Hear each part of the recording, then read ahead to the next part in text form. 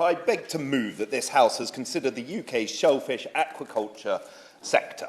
Madam Chair, as Treasurer of the Shellfish Aquaculture APPG, I am pleased to have the opportunity to speak up for shellfish across the United Kingdom and the businesses linked to it. I do not believe that it is an exaggeration to say that the UK's aquaculture sector has long been overlooked and undervalued. A quick comparative glance at the various European oyster, mussels or scallop farms to that of the UK shows that we are behind the curve in terms of size and scale. And such a lackadaisical approach to aquaculture has dulled confidence in the industry and has seen successive governments fail to recognise the true potential of harnessing, working and using our coastal waters. And if done right, Madam Chair, we can help create tremendous opportunities across the UK's coastline and address some of the very real issues that were outlined in Professor Chris Whitty's report on health and well-being in coastal communities, as well as countless reports on aquaculture sector. In accepting that more needs to be done by addressing the bureaucratic red tape, improving our relationship with our friends and neighbours in Europe, and by ensuring the regulatory environment is a help, not a hindrance, we can actually ensure that we are creating more jobs, helping to boost local economies and support coastal communities, protecting the marine environment, even enhancing our coastal waters and helping to play a part in sequestering carbon dioxide, as well as creating a sustainable food source that relies on little to no chemicals, as well as addressing our food security concerns. Yet these successes are dependent on us changing our approach. In the last 7 years, UK mussel production has decreased by 60%, 99% in Wales, and UK oyster production has declined by nearly a third in the last 3 years.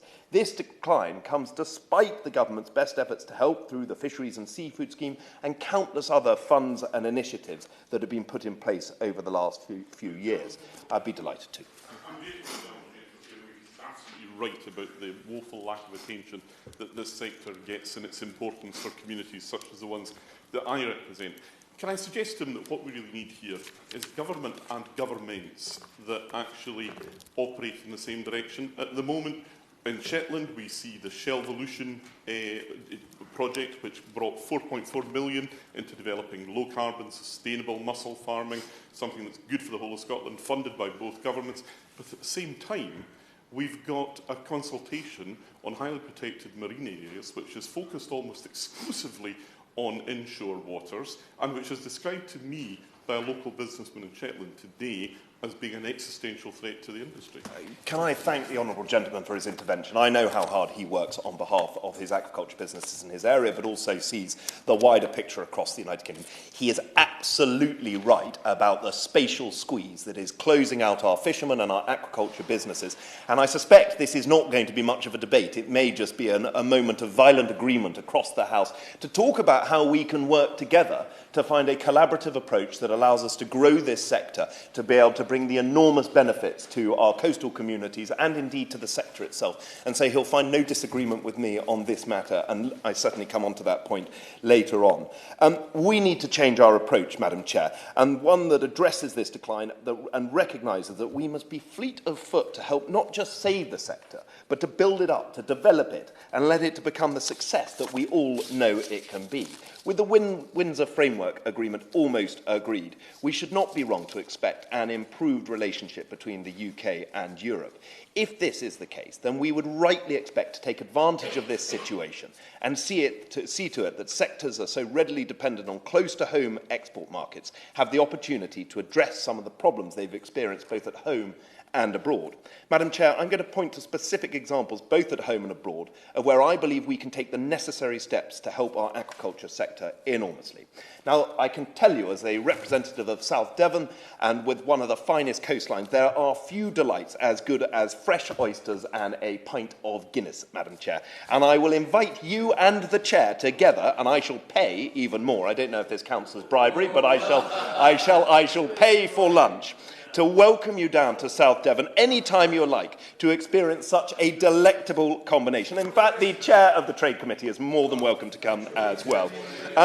However, Well, again, on the basis of cross-party cooperation, I'm happy to invite the Shadow Minister as well. However, this lunch, which is rapidly becoming more expensive to me, is conditional on addressing the problems facing the mighty Pacific oyster. For over 100 years, the Pacific oyster has existed in our coastal waters. In fact, in the 1960s, to mitigate the inability to farm many native species in certain parts of the United Kingdom, the government actually reintroduced Pacific oysters to help expand and cultivate the aquaculture sector so that we could grow a proper aquaculture industry. But the lack of clarity around the status of Pacific oysters has held back the ability to farm it and benefit from its presence in our waters. Now, DEFRA has been absolutely clear in correspondence to both me and the chairman of the Aquaculture APPG, the member for Barrow and Furness, my good friend on this matter, that there can be no doubt that Pacific oysters are non-native species. We don't disagree with that point.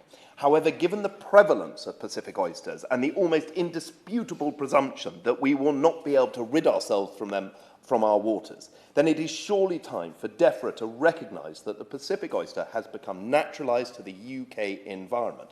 It is perhaps worth pointing out, and I'm happy to be corrected on this, that in the Wildlife and Countryside Act, Chapter 14, Section 18, states that a species would be considered to be in a wild state where the population lives and fends for itself in the wild. In other words, if we weren't farming this, those Pacific oysters would continue to exist in our waterways. So why not take advantage of what we have? Now, as the Minister knows, DEFRA has moved positively for those farming Pacific oysters south of the 52-degree parallel. However, for those north of the line of latitude, their future looks desperate, if not deathly. And you only need to consider the issues around Linda's Farm oysters, where they've been restricted from expanding by Natural England. North or south, east or west, the future of the industry is still in real jeopardy because we are failing to be clear about the status of Pacific oysters in our waters. And the knock-on impact of this is for shoreline owners to stop supporting the sector. And I give you this very specific example. For the example of the Duchy of Cornwall, Madam Chair, which have decided to phase out all Pacific oyster farms over the next 2 to 3 years on sites where they exist. And the reason why is because they say Pacific oysters remain classified as non-native and invasive. That decision alone will close 3 to 4 businesses in my constituency, and it will impact hundreds more across the country. And it will also provide the example for other landowners or shoreline owners to do so. To compound the problem, Natural England has already issued advice to Natura 2000 sites, saying that it believes there should be no new Pacific oyster farms and no expansion of existing ones should be allowed. Stopping the farming of Pacific oysters is not going to reduce or eradicate their presence in our waters. So why are we not taking that advantage? Why are we not taking the chance to build up this sector? And just to use those comparative figures, the UK produces somewhere in the region of about 3,000 tonnes of oysters. France produces 145,000 tonnes of oysters, 95% of which are Pacific oysters. Now, the honourable lady from Cornwall, whose constituency I have totally forgotten, would be here and would be making, who can't be here, but would make the point that in parts of Cornwall they don't want to see Pacific oysters introduced. And I think it's absolutely important to put that on record, that the oyster farmers of Cornwall do take a different approach, and I just want to put that on record. Yes, please. Oh, thank you, sorry. As a neighbouring MP to Truro and Falmouth, which is a constituency he seeks, it is the case that there's a wild native oyster fishery in that area. But when it comes to the Pacific oyster, my understanding from my dealings while Secretary of State and Minister in this area is that there is actually quite an acceptance of triploid oysters, which are sterile and less likely, therefore, to continue to spread and have impacts. And you know, is he aware that his constituents and businesses could use those triploid oysters? I am, and I'm particularly grateful for all the work that the Right Honourable Gentleman did in his time as Secretary of State for DEFRA, and I thank him for reminding me about the member for Truro and Falmouth, and for putting on record what his oyster community will be talking about. He's absolutely right. But in certain instances in the part of within South Devon, triploids don't work as well as the Pacific oysters. They've got a tried and tested method. And this is where I think we have to be careful about the language we're using, because at the moment the language that is being used by DEFRA is holding back the sector. And it's not saying that Pacific oysters are right for everywhere, but it is recognising that where they already exist, there is a chance for us to create a community and industry that can grow and develop and could actually rival the size of France. So I thank him for the intervention that he makes. We are at odds with European countries, many of whom have long since stopped trying to eradicate Pacific oysters and have accepted that they are fully resident and compatible. So to avoid choking the industry out of existence, we need to look at how we can support and grow the Pacific oyster sector. And this can be achieved in three, I think, rather quick ways. First, create a new national policy that takes a realistic, pragmatic and holistic approach to the species and the benefits they can bring not just to biodiversity, but social and economic impact on coastal communities. We must question, even push back against the all too often precautionary approach of Natural England. And DEFRA, through the Minister, should use this new era, dawn, start, beginning, whatever we want to call it, to create an environment that returns the sector to its previous size and to develop upon it. Pacific oysters are only part of the aquaculture jigsaw, and the export of live bivalve molluscs is also of the utmost importance. Now, the changing relationship, Madam Chair, with the European Union has meant that export of shellfish from Class B waters has become far more complicated. And however, before we go into the weeds on this, I do want to start by paying tribute to the Food Standards Agency for its work and cooperation with the sector in helping prioritise and implement improvements to UK classification protocols. Since 2020, since 2021, in England and Wales, Class A areas of water have increased from 26 to 40, and seasonal class areas from 19 to 27. That is a significant improvement, and it should be welcomed. And I actually would just like to put on record my thanks to the Food Standards Agency, who have done so much to cooperate and engage with the APPG and with my own shellfish community. But significant improvement does not mean job done. Our attention must be directed towards creating stability and as much certainty as possible. Within the Trade and Cooperation Agreement, there are 18 specialised committees. These specialised committees, including 2 on sanitary and phytosanitary measures and fisheries, are the conduit, the mechanism for both sides to be able to address grievances and technical issues, as well as to find solutions and harness improved trade and agreement between parties.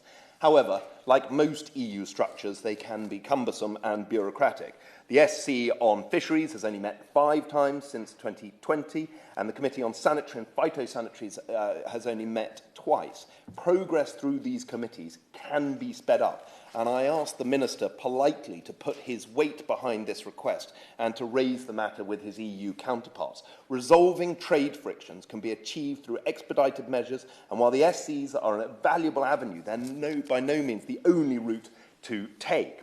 Sort out the trade flows and we can reach new markets, grow our oyster, mussel, scallop and clam markets far beyond their current levels. And engagement without our friends and neighbours engagement with our friends and neighbours can only be part of the strategy. We also need to look closer to home as to what we can do. Now, as already touched upon, the changing relationship with our neighbours has had an impact on trade flows, but our domestic legislation plays a significant role in holding back the growth of the sector, particularly when it comes to the classification of harvesting waters. Madam Chair, the Minister will be aware of the Seafish report entitled Review of the Application of the Official Control Regulations for Shellfish Production as they relate to microbial contamination. And once you're past that rather tricky title, you actually find it to be a fascinating report about a comparison between the UK and European standards.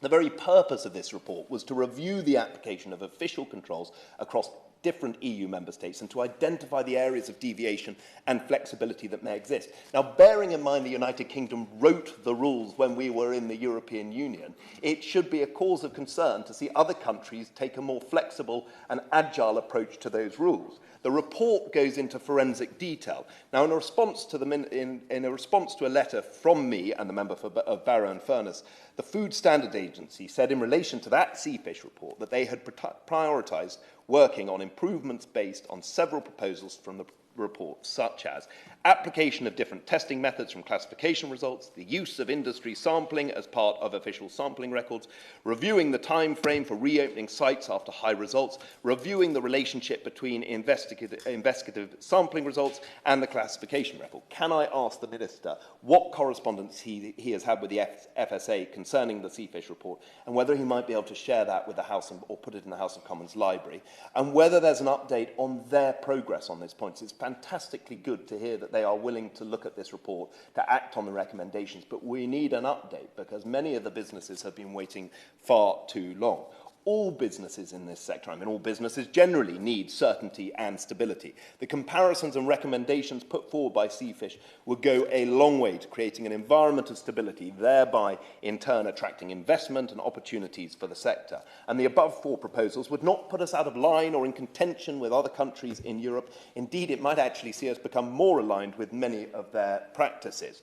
Given we now sit outside of the EU, we can act on a unilateral basis, and I ask the Minister to push those proposals as quickly as possible. And implementing these measures won't put at risk our harvests or humans consuming live bivalve mollusks, but will at least make our sector more flexible and to respond to circumstances that are quite often beyond their control. Now, while changing regulation and testing methodology can help, there can be no substitute for simply improving our water quality. Despite some opposition, mischief and misdirection, I'm hugely proud to have voted in support of the government's landmark policies in helping to clean up our rivers and coastal waters. Our Victorian-era network is creaking under ever more pressure from development and age, but our new laws have pushed water companies to invest a further £56 billion over the next 27 years and have set actionable targets that are punishable with hefty fines if not met. These measures, without raising the cost on households, are set to bring our water network up to speed and to ensure that wastewater and sewage management plans are adhered to and delivered so that the public can have faith in our water companies to do what is right. That's not only through the Environment Act, but the Agriculture Act and the environmental land management schemes that we can help change the habits to improve the quality of our waterways. Bringing farmers and fishermen together can help one another understand how what happens on land can have a huge impact on water quality far off the coast, impacting many aquaculture farms. Joining land and sea-based businesses in common cause and understanding will be one of benefit to improving biodiversity and help protect our land and seascape for future generations.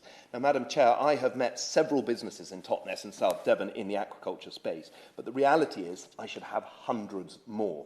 Perhaps the most effective is a case study in the form of offshore Shellfish. Currently the largest mussel farm in the UK and indeed soon to be Europe, based out of Brixham and operating in Lyme Bay, they have made an extraordinary success of it despite immeasurable challenging circumstances facing their sector.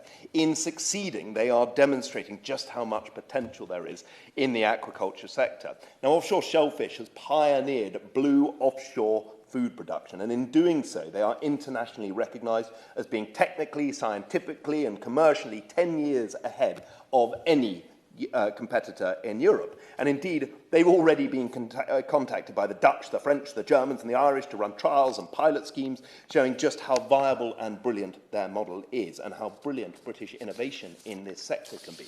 However, to even be able to attract long-term investors, the Holmiard family who run this extraordinary company need to be able to reassure investors about stable access to markets, strong and comparable testing regimes, good trade flows and clean waters. So my ask, Madam Chair, are perfectly simple. It's that of the APPG's asks for aquaculture and shellfish. They're not new ones, but they do come with a warning. Failure to act now will condemn the sector. The Minister has the powers and ability to understanding to make the necessary changes. And I hope at the end of this rather not quite Chancellor-esque lengthy speech, he will take the opportunity to take... yeah, exactly. Thank you. I hope he will take the opportunity to take advantage of our newfound freedoms, use the agility of not having to consult 27 other countries, and to change our rules and regulations to unlock the huge potential of this sector. If he does, he'll not only be a champion of the aquaculture sector, and I know flattery gets you everywhere in this place, but he will also effectively and meaningfully go a long way to help coastal communities level up without even having to use government resources. The potential is there, the opportunity is there, and I know how hard the Minister works on this issue, so I really look forward to working with him. Thank you, Madam Chair.